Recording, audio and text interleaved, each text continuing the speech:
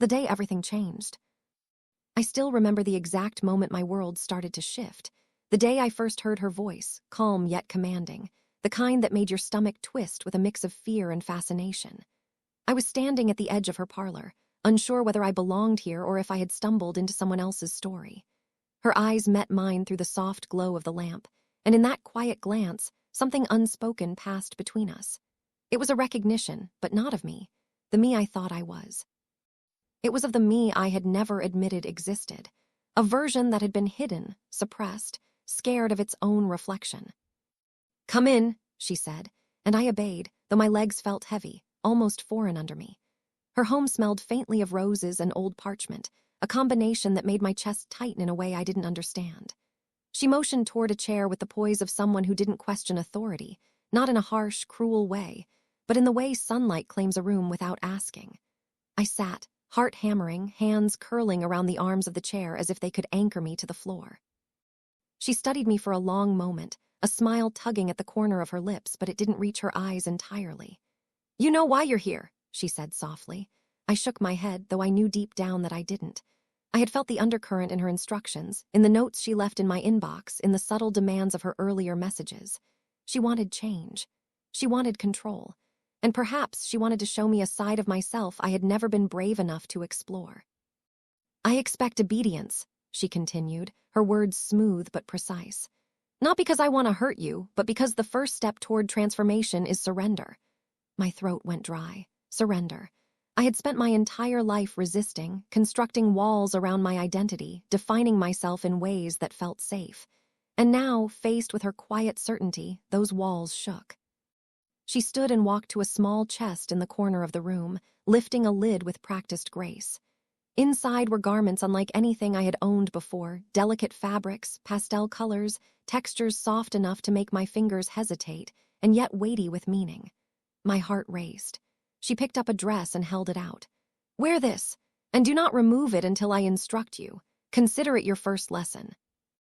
My hands trembled as I accepted it, not because the dress was intimidating, but because it represented a threshold. Crossing it meant acknowledging something deep inside me I had spent years ignoring. I felt exposed, vulnerable, and more alive than I had in months. I took a deep breath, the fabric slipping through my fingers, brushing my skin in ways that made goosebumps rise along my arms. Her eyes didn't soften. "The rules are simple," she said, returning to her seat. "Every gesture, every movement, every word reflects the person you are becoming. Pay attention, reflect, learn." Her calm voice echoed in the room, steady and unyielding, while my heart pounded a frantic rhythm I could not slow. I changed into the dress in the adjacent room, the mirror catching every flicker of doubt and fascination in my expression. The reflection staring back was unfamiliar yet intimate, like meeting a stranger who carried pieces of your own soul. I noticed the way my shoulders shifted, the subtle curve of my hips, the new rhythm of my movements. Something inside me whispered, trembling, "I am not the same person I was 5 minutes ago." When I returned to her, she assessed me silently, head tilted slightly.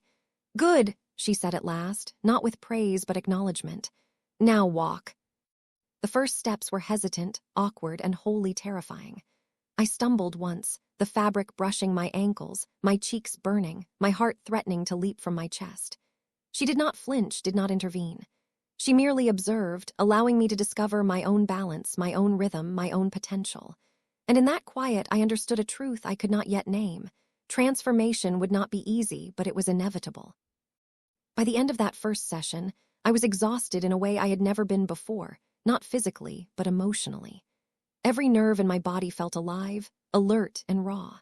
And as I left her house that night, walking under the streetlights, the pastel fabric hugging my frame, I realized that my life had shifted on its axis.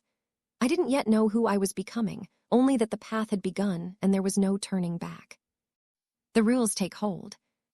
The next morning, I woke with a strange tightness in my chest, a mix of anticipation and dread. The dress I had left carefully folded on my chair from the night before called to me like a silent command. I wasn't sure if I wanted to wear it again, or if I was afraid of what that act would mean. Slowly, deliberately, I pulled it over my head, the soft fabric brushing against my skin, pressing me into an identity that felt both alien and undeniable. the mirror showed me a reflection I was still learning to recognize. My shoulders, my posture, the delicate sway of my stance, it all screamed of a person I had never allowed myself to become. I arrived at her apartment at the exact time she instructed, the pastel dress clinging lightly as I crossed the threshold. She didn't greet me with warmth, her attention was all observation. The moment I entered, she scrutinized my movements, the tilt of my chin, the rhythm of my steps. Every gesture mattered. Every breath, it seemed, carried judgment, but not cruelly. Instead, it felt like pressure to awaken a version of myself I had spent years suppressing. "You must remember," she said, her voice calm but commanding. "Every action you take is a reflection of who you are under my guidance. Mistakes are not failure, are discovery. But hesitation is wasted energy." I nodded, swallowing the lump in my throat, aware that even a single misstep might betray my inner uncertainty.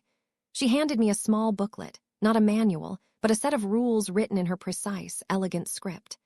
The rules were simple but intimate: posture, movement, speech, behavior, self-reflection. Each day I would follow them, each gesture observed, each step corrected. The first rule: walk like you belong in your own skin. I began to practice immediately, packing the room under her watchful gaze. Each step was awkward at first, my feet unsure of where to land, my spine fighting habits of years spent rigid and defensive. She didn't correct me with words at first, just a tilt of her head, a slight raise of an eyebrow. That silent communication was far more intimidating than any scolding I had ever received. Slowly, the rhythm of my body began to align with her expectations, and a tiny thrill ran through me. This was the first victory: mastery of movement, however small, however tentative. Next, she guided me through gestures of femininity, subtle hand placements, the curve of a wrist, the way to sit gracefully without collapsing inward. My mind screamed that this was absurd, that no part of me was suited for such delicate instruction. And yet, the act of trying made my pulse quicken in a way I didn't understand. Every correction she offered felt like a gentle challenge, a push against old fears. By midday, my posture and movements had become second nature, or at least close enough to fool the casual eye. But it wasn't just my body she reshaped, it was my mind. She asked questions I had never considered. How do you feel in this posture? Why do you resist softness? What is it about being delicate that frightens you? I stumbled over my answers. I didn't know them. But the act of thinking, the act of examining myself, pulled me deeper into the process. Lunch was served in silence.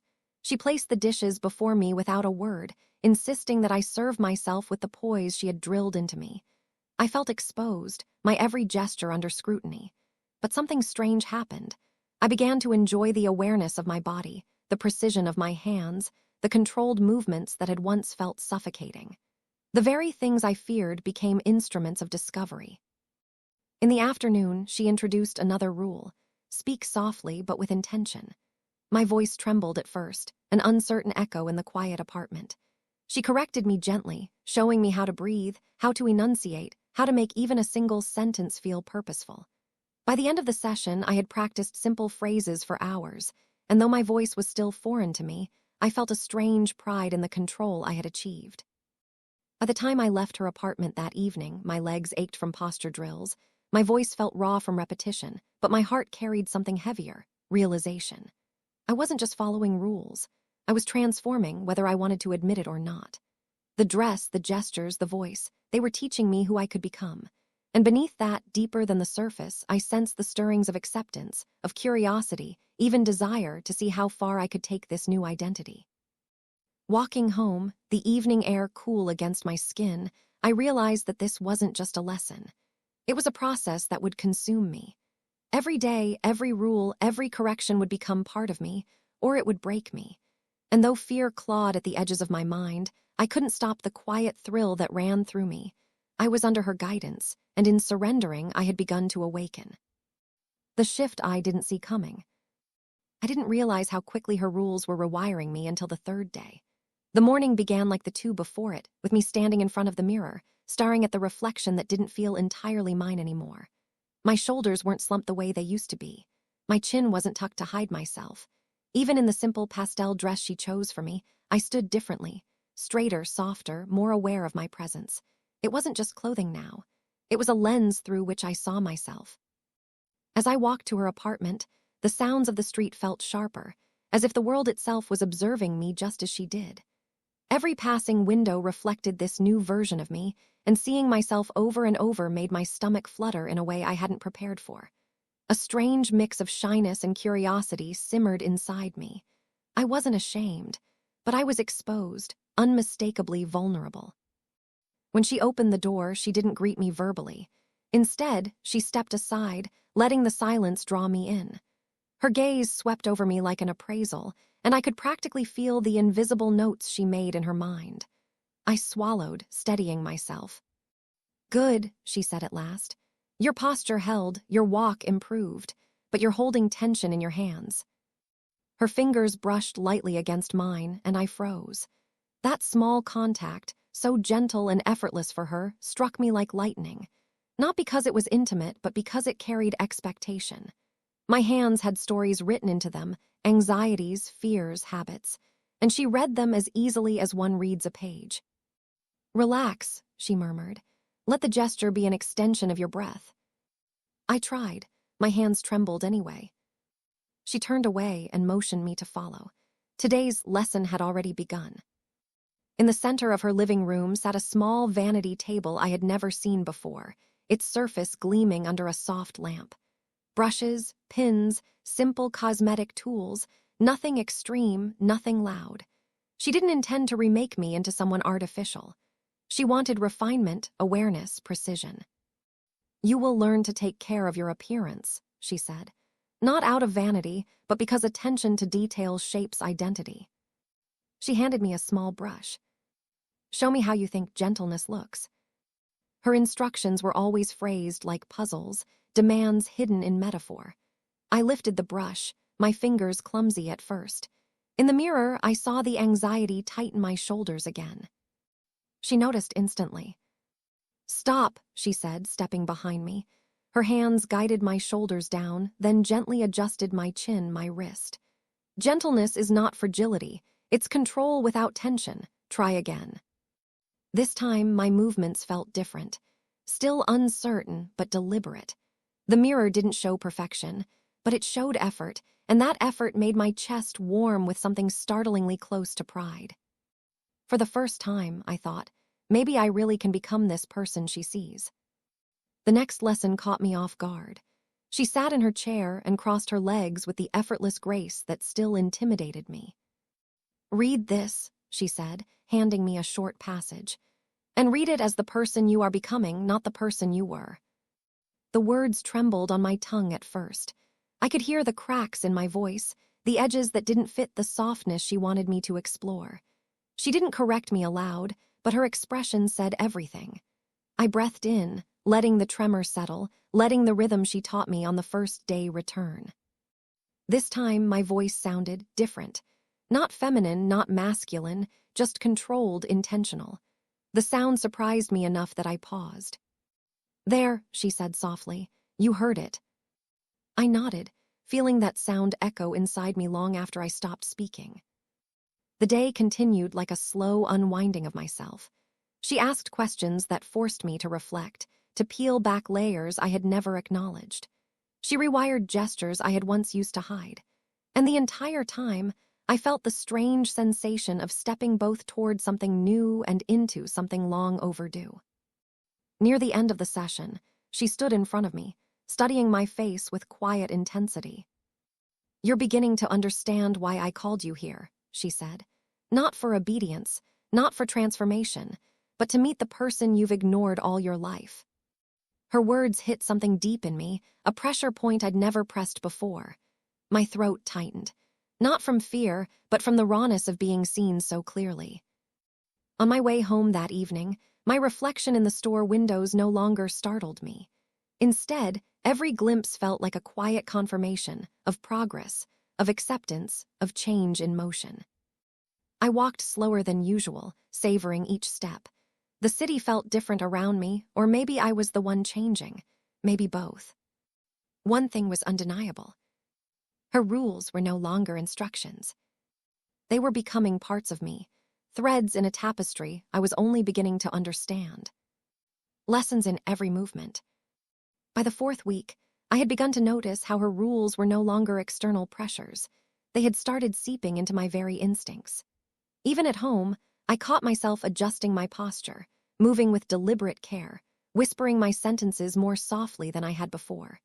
Each small correction she had made, each observation she had silently imposed, had begun to rewrite my habitual body language, almost without my conscious effort.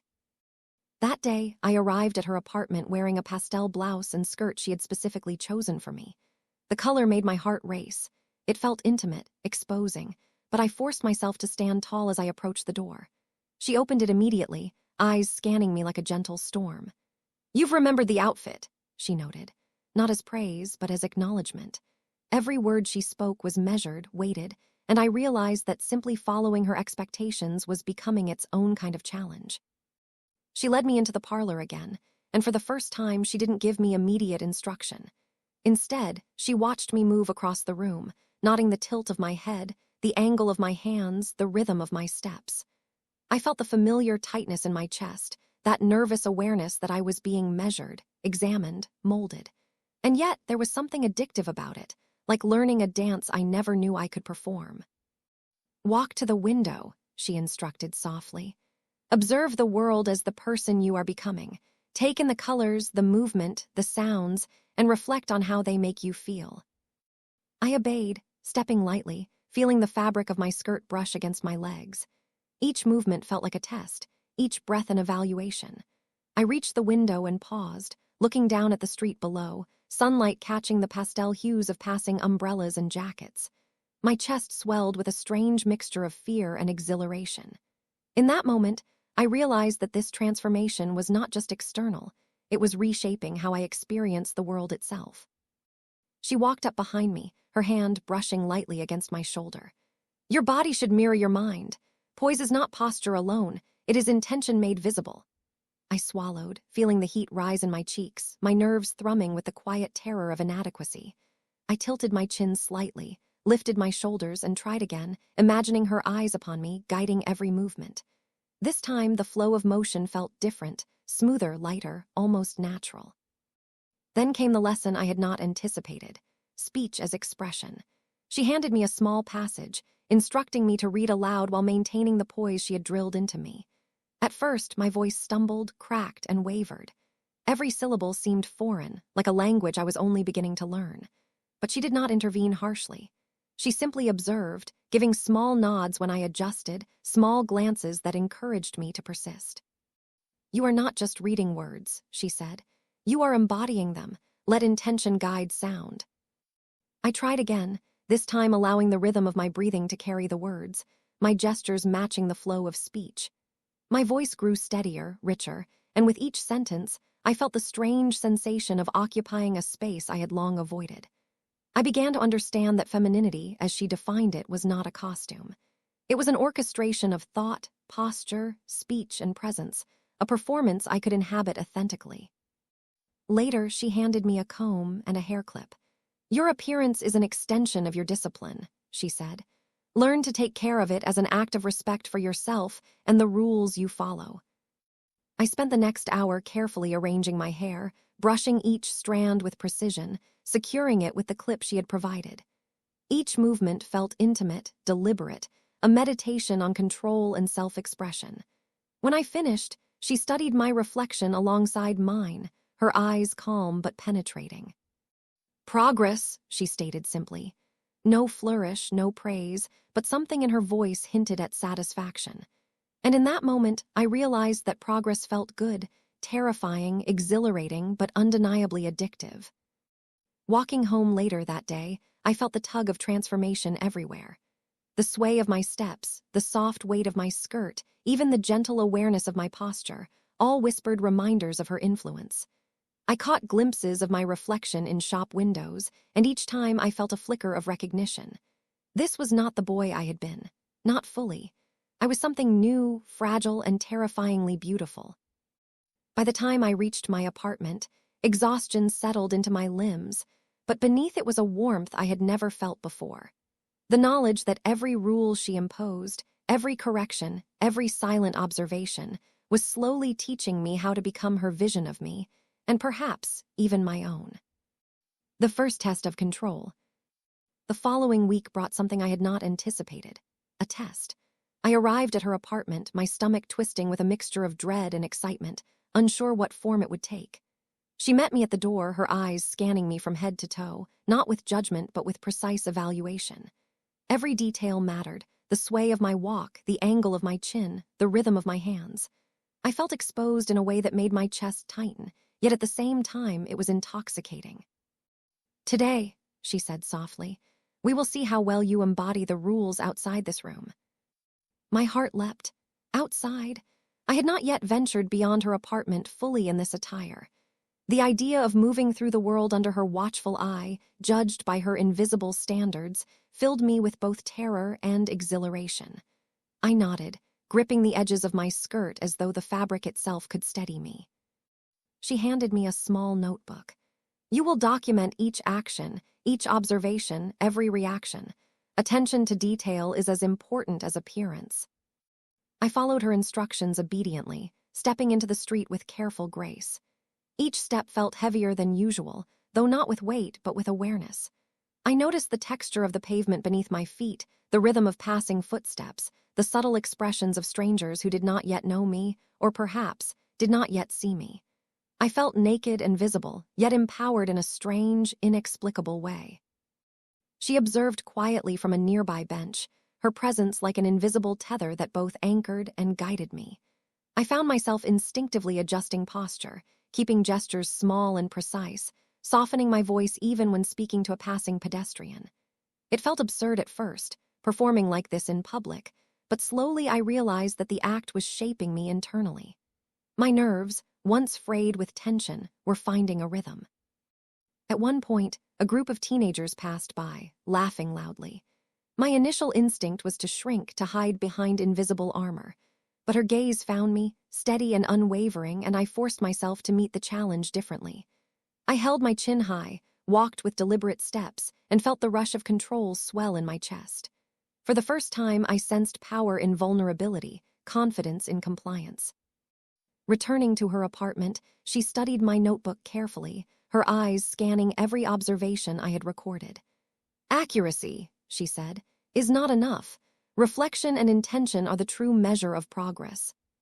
She guided me to the mirror, and I saw a change beyond physical appearance. My posture no longer trembled with uncertainty. My gaze held steadiness.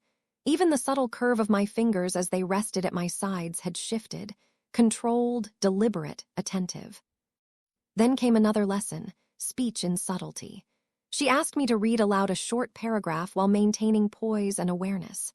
My voice wavered at first, the words stumbling out uncertainly, but her gentle corrections refined each phrase. By the end, my tone carried a quiet confidence that had been absent only days before. "You are beginning to understand," she said softly, brushing a stray strand of hair from my face. "Discipline is not obedience alone, it is attention to self, to others, and to the unseen currents around you. This is control, and with it comes freedom." I felt my chest tighten, not with fear but with awe.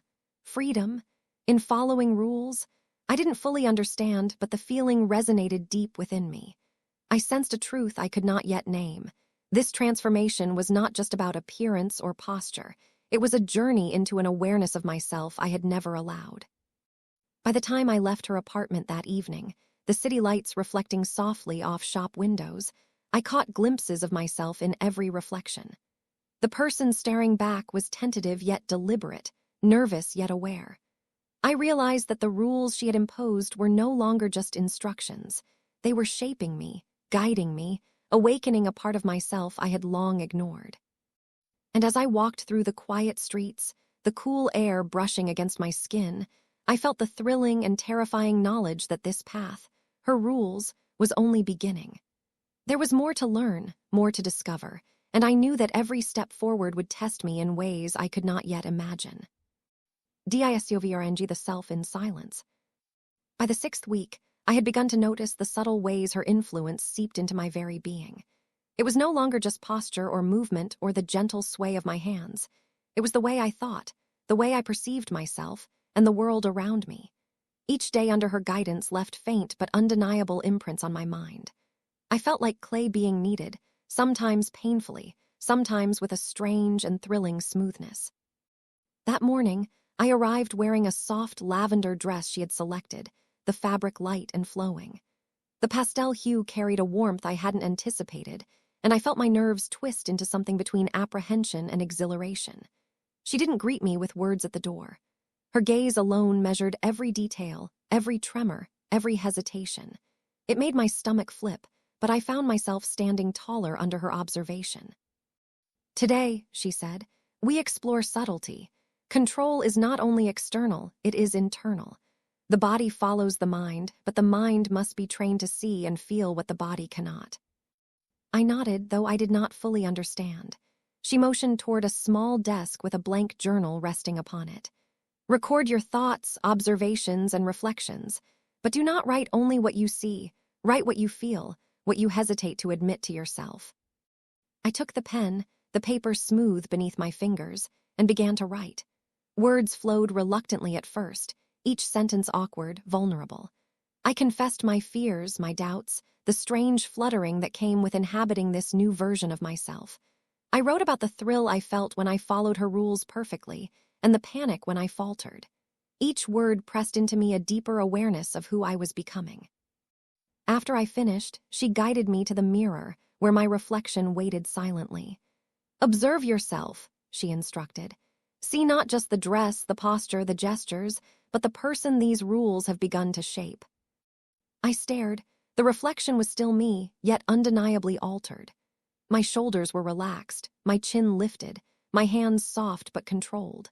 My eyes, once hesitant, now carried a quiet alertness. And for the first time, I noticed something that scared and thrilled me simultaneously.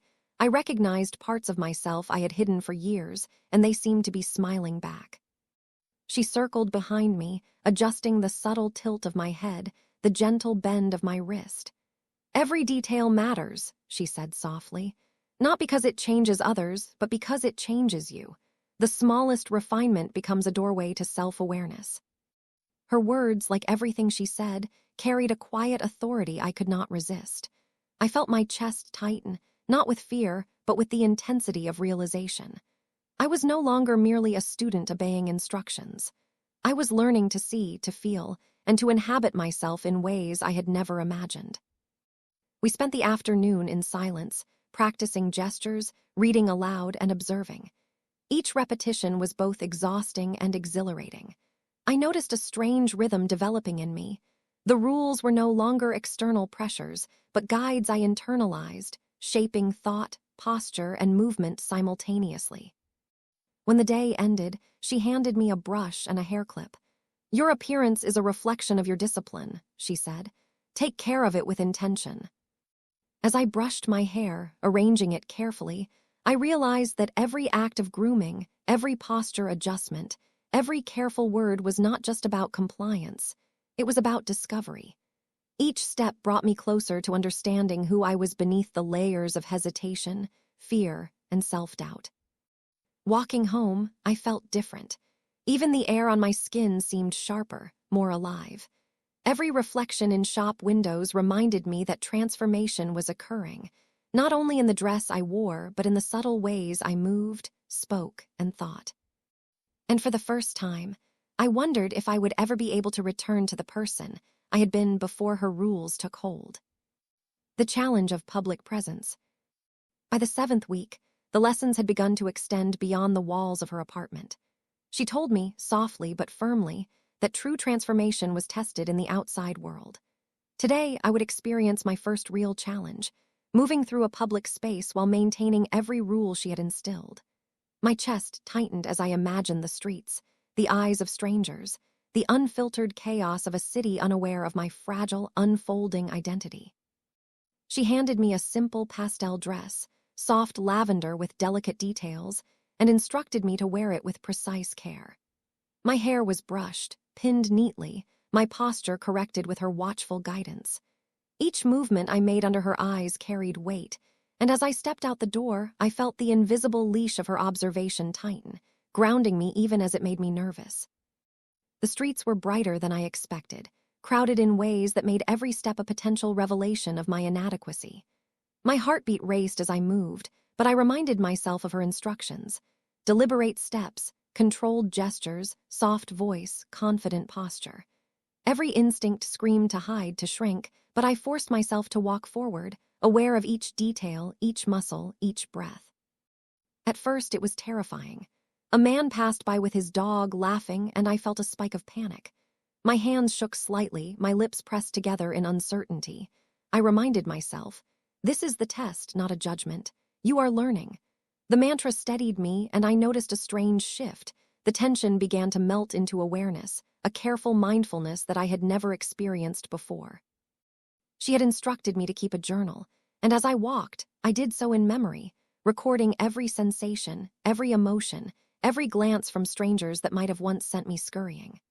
I noticed the sunlight on the pavement, the soft rustle of skirts brushing against the wind, and something inside me stirred. A quiet recognition that I could inhabit this space without shame, that I could move through the world deliberately, aware and present. By the time I returned to her apartment, my legs were tired, my mind buzzing with new awareness. She took my hand and led me to the mirror. "Notice the changes," she said. "Not just in your reflection, but in how you felt moving through the space. Every discomfort, every fear was a lesson." I looked at myself and saw subtle differences. My posture no longer trembled under pressure. My hands were softer, more precise. Even my eyes, once darting nervously, now held a quiet steadiness. The reflection staring back was fragile yet confident, delicate yet aware. It startled me, the realization that the transformation was no longer just in the dress or the gestures, it was within me. She placed her hand lightly on my shoulder. "You are learning to inhabit yourself. That is the essence of what I am teaching you." Her words, quiet and firm, echoed in my mind as I walked home later that evening. Each reflection in shop windows, each shadow cast by streetlights, reminded me that I was not the same person I had been. Fear still lingered, yes, but alongside it was awareness, control, and a thrill I could not name. I realized, with a mixture of awe and apprehension, that the rules she imposed were not merely about obedience. They were about reshaping my perception, my presence, and my understanding of myself. And for the first time, I began to believe that the feminine persona she guided me toward was not a costume or a performance. It was an awakening, one I could embrace even in the most ordinary moments of life. The city streets, once intimidating, had become my training ground. Every step, every glance, every breath was part of the discipline she demanded. And though the challenge was exhausting, I felt the quiet thrill of control, the intoxicating tension of learning who I could become under her rules. Intimacy and instruction. By the 8th week, the rules she imposed had grown far more than simple instructions. They had become a language between us, subtle and unspoken at times, yet commanding and precise in their intent. That morning, I arrived in a pale pink dress she had selected, soft and flowing, the fabric catching the sunlight that spilled through her apartment windows. My hands trembled slightly as I stepped inside, but her gaze, steady and exacting, anchored me immediately. "Today," she said softly, "we focus on refinement, how small adjustments create a powerful presence. Observe and replicate. Control is intimacy with self." Her definition of intimacy was not what I had expected. It was not closeness in the usual sense, but awareness. The act of knowing every angle of my posture, the subtle weight of gestures, the cadence of speech. She guided me to the mirror and adjusted my shoulders, my chin, the delicate curve of my wrists. Each touch was fleeting but deliberate, and though nothing she did was invasive, I felt every adjustment resonate deep within me. "Your reflection is not the goal," she said quietly. "You are the goal. Every gesture, every stance, every movement should reinforce who you are becoming." I nodded, acutely aware of the fluttering in my chest. It was not fear exactly, but a thrill born of being fully observed, fully directed, fully challenged. I ran through the sequences I had learned: posture, walk, gestures, voice. At first I faltered, my body betraying nerves I hadn't noticed. But with her quiet guidance, corrections gentle yet insistent, I found rhythm. She handed me a small mirror, instructing me to focus on my expression. "Your face communicates as much as your body. Train it." I studied myself carefully. The reflection was no longer entirely foreign, though remnants of my old self lingered, hesitation at the edges, uncertainty in the eyes. She leaned close, whispering directions for subtle changes, softening my gaze, lifting my chin slightly, letting my shoulders relax without collapse. Every instruction felt like a key unlocking something previously inaccessible. Hours passed in this quiet, meticulous rhythm. Every adjustment, every practice was a lesson in awareness. And yet, the most profound moments were in silence, when her eyes watched me without speaking, and I discovered corrections on my own, noticing tremors in my hands or tension in my shoulders. That silent observation, more than any word, taught me precision, attention, and self-control. By the end of the session, I was exhausted physically, mentally, and emotionally. Yet beneath the fatigue was an undeniable warmth, a sense of intimacy with the self I had never known. I realized that her lessons were not just about appearance or posture, but about cultivating an internal awareness that permeated every aspect of my being. Walking home that evening, the cool wind brushing my cheeks, I felt the subtle shift within me. The reflection in the shop windows was familiar, yet different. The timid boy who had first walked to her door was gone, replaced by someone who moved with intention, who observed, who reflected, and who carried herself with a tentative but growing confidence. And as I replayed the day in my mind, I understood that the process was far from over. The rules, the guidance, the meticulous observation, they were a pathway, and each step forward drew me deeper into transformation. I didn't yet know the limits of what I could become, but for the first time, I felt exhilarated by the possibilities. The moment of reckoning. Weeks had passed, each day under her guidance layering subtle changes into my body, mind, and soul. By now, the rules were no longer foreign instructions. They were rhythms, almost instinctual, though still demanding constant awareness. Yet that day brought the first test that truly felt like a reckoning. She had called me to her apartment earlier than usual, a quiet summons that left my stomach in knots and my mind racing. I arrived in a soft peach dress, the hem swaying lightly as I walked. My hair was pinned carefully, posture exact, and yet beneath the surface an undercurrent of nerves pulsed through me. She met me at the door, eyes sharp and evaluating as though she could see every falter of my mind and body. "Today," she said softly, "we explore endurance. Transformation is not instantaneous, it is lived, moment by moment, challenge by challenge." She guided me into the parlor, where every detail felt deliberately arranged. The mirror reflecting my image back at me, the chair positioned just so, the light catching the soft folds of my dress. I felt exposed in ways I had not before, every gesture weighted, every glance critical. My heart pounded as she handed me a small brush, instructing me to adjust my hair meticulously while maintaining perfect posture and poise. Minutes stretched into what felt like hours. Every subtle misalignment of my shoulders, every tremor in my hands, drew her quiet corrections. I felt my body trembling, not from fatigue alone, but from the intensity of focus she demanded.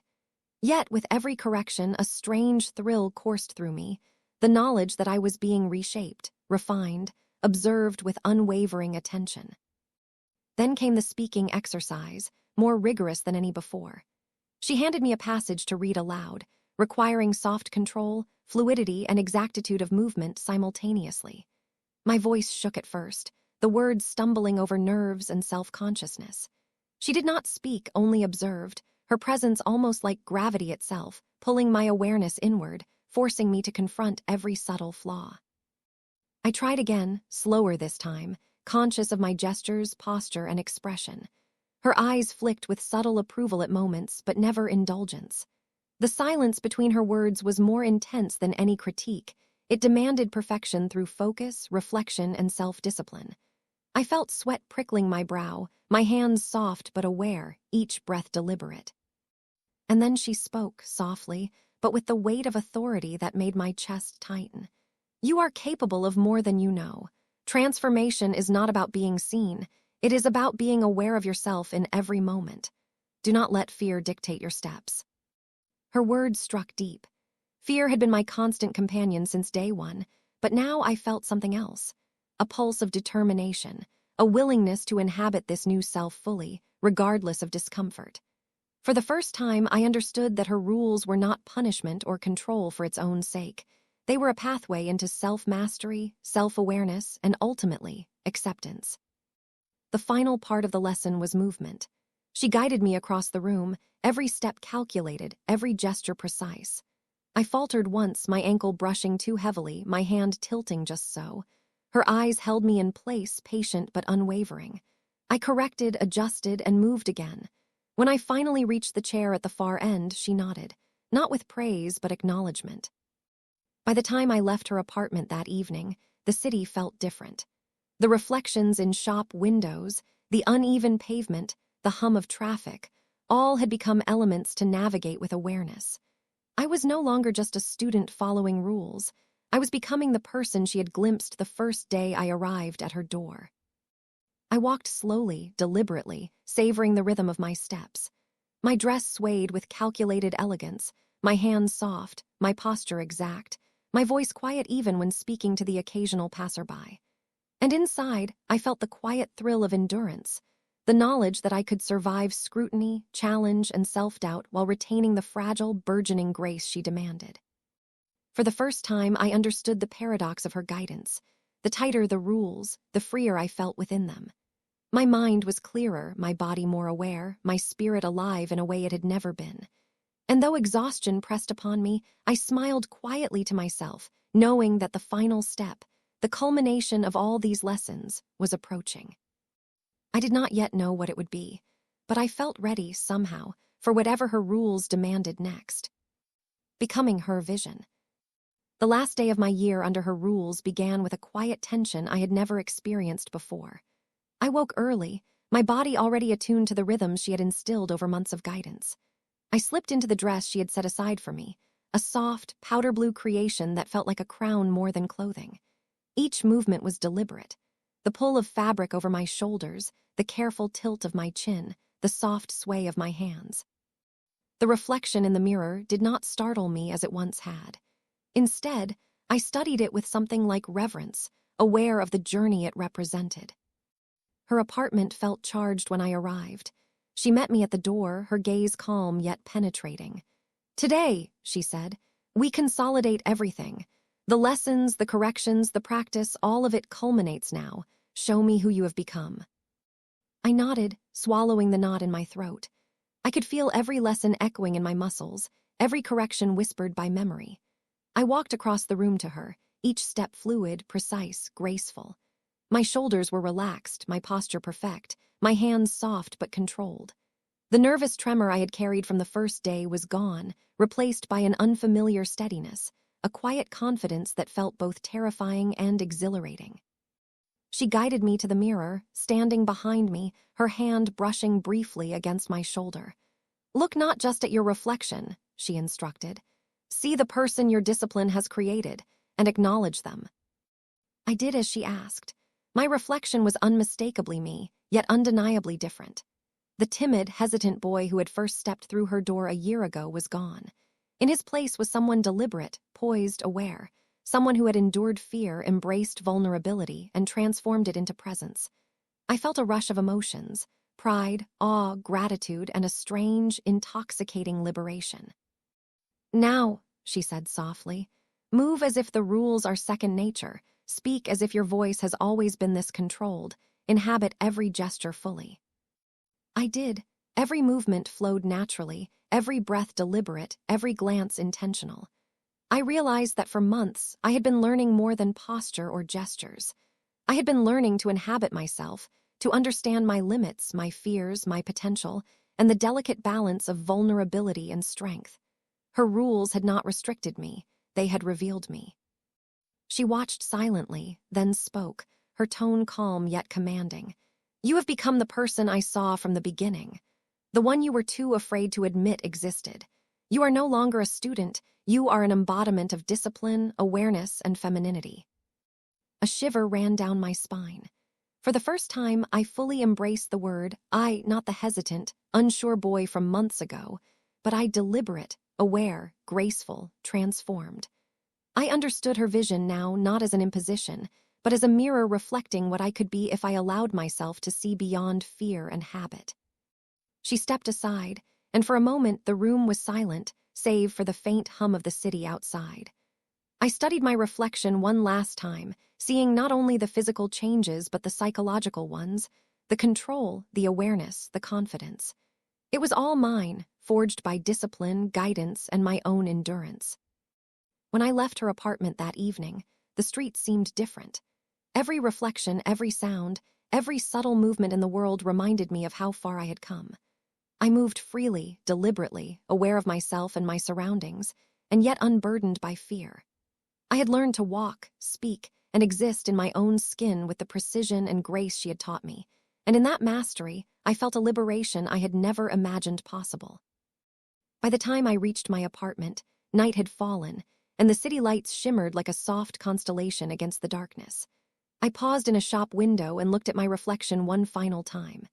The soft blue dress hugged my form, my hair fell neatly, my posture flawless. But beyond the surface, I saw something more: strength, awareness, confidence, and the quiet satisfaction of having endured, learned, and transformed. Her rules had been more than instructions. They were a journey. And now, standing in the glow of streetlights, I realized that I was no longer living under rules. I had absorbed them, internalized them, and in doing so, I had become her vision, but also my own. For the first time in my life, I felt fully, undeniably myself. And as I walked into the night, each step deliberate, soft, and free, I knew that this transformation was not an end. It was the beginning of every choice I would make from now on. I was no longer just a boy following rules. I was a feminine presence, aware, graceful, disciplined, and fully alive.